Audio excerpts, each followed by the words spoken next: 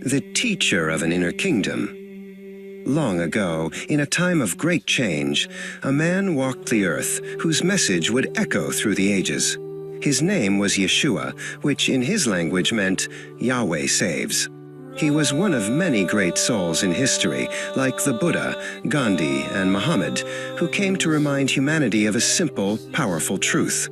They taught that the kingdom of heaven isn't a place in the sky, but a state of expanded consciousness, a way of seeing the divine within ourselves and each other. Yeshua grew up in a land where people's understanding of God was shaped by their history.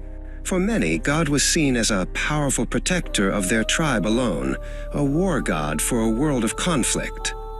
In his small town of Nazareth, helping his father Yosef, a carpenter, he learned that just as wood can be shaped into something new, so too could old ideas be reshaped by love. His mother, Miriam, taught him the ancient stories of his people. He learned their laws and their history. But even as a boy, he felt a deeper truth stirring within him, a sense that the love described in the scrolls was meant for everyone, not just one group of people. When he grew up, Yeshua became a teacher. He walked the land, sharing a radical idea, that God was not a distant king who chose one people over another, but a universal presence of love available to all. His classroom was the world, and his lesson was that to find this presence, you must love your neighbor and your enemy as you love yourself. He told simple stories, called parables, to help people grasp this enormous idea. He spoke of inner treasures and seeds of faith that could grow within a person's own heart. His stories weren't just rules to follow, they were maps to help people discover the divine light within themselves. This message of universal love and inner divinity was dangerous to the powerful leaders of the time. Their authority was built on the idea of a special relationship with a tribal god who had chosen them alone. Yeshua's teaching that everyone had a direct connection to the divine threatened their control. Trapped in fear and a tribal way of thinking, the people and their leaders could not comprehend his message of expanded consciousness. It was this human misunderstanding, this clinging to an old idea of a vengeful God that demanded his blood. It was not God's will, but our own fear that led to his arrest. The teacher who spoke of an inner kingdom was sentenced to death by the powers of the outer world. His followers were heartbroken.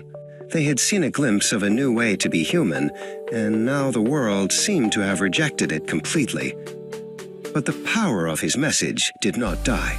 His followers, struggling to understand how someone with such profound love could be killed, did something very human. In their grief and awe, they began to deify him. It was a way to hold on to the overwhelming power of his teaching. They made the messenger into a god because they could not yet see that the message was about the God within themselves. This was the great spiritual bypass.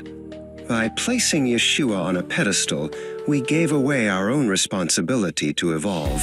But the teacher never wanted worship.